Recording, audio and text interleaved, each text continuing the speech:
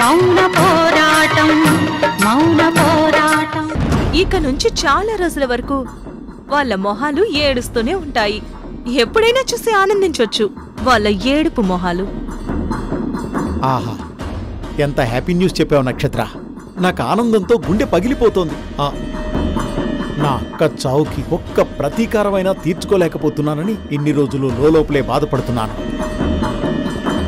ఇన్నాళ్లకి వీళ్ళందరి మొహాల్లో నిజమైన ఏడుపులు చూడబోతున్నాను. ఇది ఇక్కడితో ఆగిపోలేదు మావయ్య. దుర్గ కళ్ళల్లో కన్నీళ్లు కాదు, రక్తం రావాలి. అప్పటి వరకు నా కన్న తల్లి చావుకి ప్రతీకారం ఆరదు, నాకు సంతోషం ఉండదు.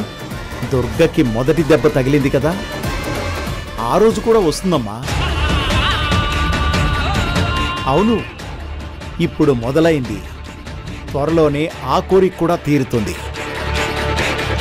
అసలు మనకింత సంతోషం కలగడానికి కారణమైన సువర్ణకి ఈ విషయం చెప్పావా? ఆల్రెడీ చెప్పాను మావయ్య. ఆహా, అయితే సువర్ణ సంతోషంతో గంతులేస్తుంటుంది. లేదు మావయ్య, సువర్ణత్తయ్యకి ఇవి చిన్న చిన్న విషయాలు. ఆవిడ ఫైనల్ టార్గెట్ ఈ ఇంటిని ముక్కలు చేయడం. అందుకే ఆవిడ నెక్స్ట్ ప్లాన్ రెడీ చేసింది. ఏంటది? ఇప్పుడు జరిగిన ఇన్సిడెంట్స్ ని అడ్డం పెట్టుకుని అవంతి ఏదో మిస్టేక్ చేయడం వల్లే బేబీ చనిపోయిందని క్రియేట్ చేసి దాని ద్వారా అవంతిని ద్వారకకి దుర్గకి మధ్యలో గొడవలు పెట్టి వాళ్ళని విడిపోయేలా చెయ్యాలి. ఇదే నెక్స్ట్ ప్లాన్. ఇది కదా ప్లాన్ అంటే. బాగుంది. బాగుంటుంది మావయ్య. అందర్నీ విడదీసేసి మురారిని తీసుకొని అత్తయ్య గారి బంగ్లాకి వెళ్ళిపోతే అంతా బానే ఉంటుంది. త్వరలోనే అవి జరిగే సూచనలు కనిపిస్తున్నాయి నక్షత్ర.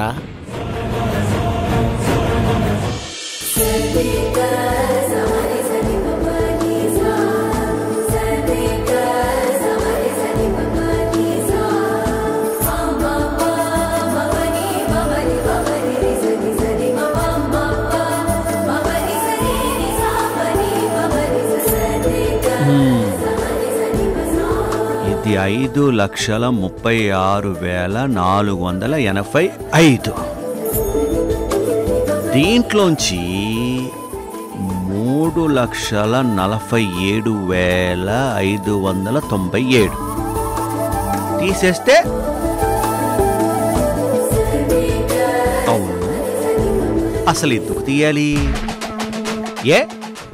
ఈ అంకెని ఇలాగే ఉంచి ఈ అంకెని ఇలాగే వదిలేస్తే ఏమవుతుంది? పాపం, దీంట్లోంచి దీన్ని తీసేస్తుంటే నన్ను తీసేస్తున్నారని ఎంత బాధపడుతుందో. అసలు ఎందుకు తీసేయాలి? దీన్నెందుకు బాధ పెట్టాలి? ఎప్పటి నుంచో అడుగుతూనే ఉన్నాను. కొన్ని రోజులు పోయాక మీకే అర్థమవుతుంది. బయట జనాలే మీకు నేర్పిస్తారు ఎందుకు తీయాలో అంటుంది, కానీ చెప్పదు. ఈ రోజు ఎలాగైనా తెలుసుకోవాలి.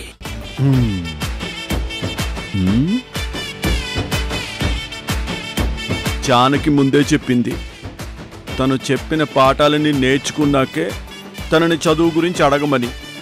అప్పటి వరకు తనని కదిలించొద్దని కూడా చెప్పింది. సరే, అన్ని చదివేశాకే నా అనుమానాలన్నీ తీర్చేసుకుంటాను.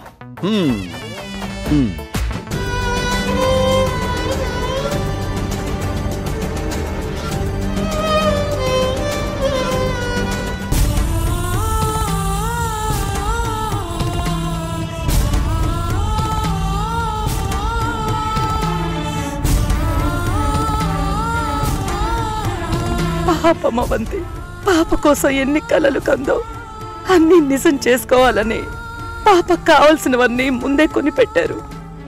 ఇప్పుడు ఇంట్లో ఉయ్యాల, బొమ్మలు, బట్టలు, వాటిని చూస్తే గుర్తొచ్చే పాప కోసం వాళ్ళు ఎంత ఏడుస్తున్నారో, లోపలే ఎంత బాధపడుతున్నారో.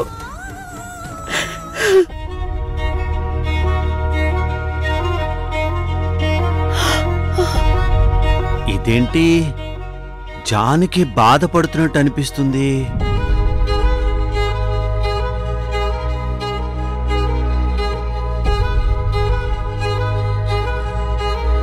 జానకి ఆ, ఏంటండి? ఏది ఒకసారి ఇటు తిరుగు. ఎందుకు? తిరుగు. నువ్వు ఏడుస్తున్నట్టు నాకు అనిపిస్తుంది. అది నిజమా కాదో తెలుసుకుంటాను. నేనెందుకు ఏడుస్తానండి? ముందు మీరు వెళ్ళి చదువుకోండి. నిన్నిటి తిరగమన్నానా? అదిగో నువ్వు ఏడవట్లేదన్నా, కానీ ఏడుస్తున్నావు. లేదండి, నేనేం ఏడవట్లేదు. అరే, ఏడవకుండా ఆ కళ్ళల్లోంచి నీళ్ళెందుకు వస్తాయి? అది ఆనందంతో. ఆనందమా? అవునండి. ఇవి ఏడిస్తే వచ్చిన కన్నీళ్లు కావు. ఆనందం ఎక్కువై గుండెల్లో పట్టలేనప్పుడు కన్నీళ్ల రూపంలో వచ్చేస్తుంది. ఇవి అవే ఆనంద బాష్పాలు. ఓ అలాగా. ఇప్పుడు నీ ఆనందం అంత ఎక్కువయ్యి ఎగదన్నేయడానికి కారణమేంటి? కారణం ఇంకే ఉంటుందండి. మీరలా శ్రద్ధగా కూర్చుని చదువుకుంటుంటే అది చాలదా? అబ్బా, ఆశ దోశ అప్పడం. నువ్వు చెప్తే నేను నమ్మేస్తానా ఏంటి? ఎందుకు నమ్మరు? మరి రోజు నేను చదువుకుంటున్నాను కదా, ఏ రోజు ఏడవను నువ్వు ఈ రోజు ఎందుకు ఏడుస్తున్నావు? అంటే అదేనండి. మరి ఈరోజు మీరు అదే చెక్కుల మీద సంతకం చేసి అందరితో గొప్ప అనిపించుకున్నారు కదా, అందుకే. ఓ అందుకా? అవును, అందుకే. ఇన్ని రోజులు మిమ్మల్ని మందబుద్ధి అని తిట్టిన నోళ్లు నోటి మీద వేలేసుకునేలా మిమ్మల్ని చూశారని సౌందర్య చెప్పింది కదా. అదే తలుచుకుని ఆనందం పట్టలేక ఆనంద బాష్పాలు వస్తున్నాయి. అలాగా? అయితే సరే, నువ్వు ఇంకా కన్నీళ్లు తుడిచేసుకో. ఆనందంతో అయినా సరే నీ కళ్ళల్లోంచి కన్నీళ్లు రాకూడదు జానకి, సరేనా? నీకు ఆనందం వస్తే గట్టిగా నవ్వు, కానీ ఏడవకు. నీ కళ్ళల్లో నీళ్లు చూస్తే నాకు బాగా అనిపించదు జానకి. ఏంటో నాకు కూడా బాధేస్తుంది. నాకింకేం చేయబుద్ధి కాదు. అయ్యో లేదండి, నేనిక కన్నీళ్లు కార్చను, సరేనా? వెళ్ళండి, వెళ్ళి మీరు చదువుకోండి. ఏం చదువుకోవాలి? నువ్వు చెప్పిన లెక్కలు, కూడికలు, తీసివేతలు అన్నీ అయిపోయాయి. కొత్త లెక్కలు చెప్పు. ఏంటి? అన్నీ అయిపోయాయా? కొత్తవి చెప్పాలా? ఇదిగో ఇక్కడ ఆఖరి లెక్క కూడా పూర్తి చేసేశాను. పూర్తి చేసేసారా? ఇదేంటి ఇప్పుడు ఈయనకి చదివేలా చెప్పాలి నేను? అయ్యో బాగా ఇరుక్కున్నానే, ఇప్పుడు ఏం చేయాలి? జానకి, చెప్పమంటే ఆలోచిస్తావేంటి? మీరు దుర్గిచ్చిన లెక్కలు ఇంత త్వరగా నేర్చేసుకుంటారని నాకేం తెలుసండి. ఏంటి దుర్గ నాకు లెక్కలు ఇవ్వడం ఏంటి?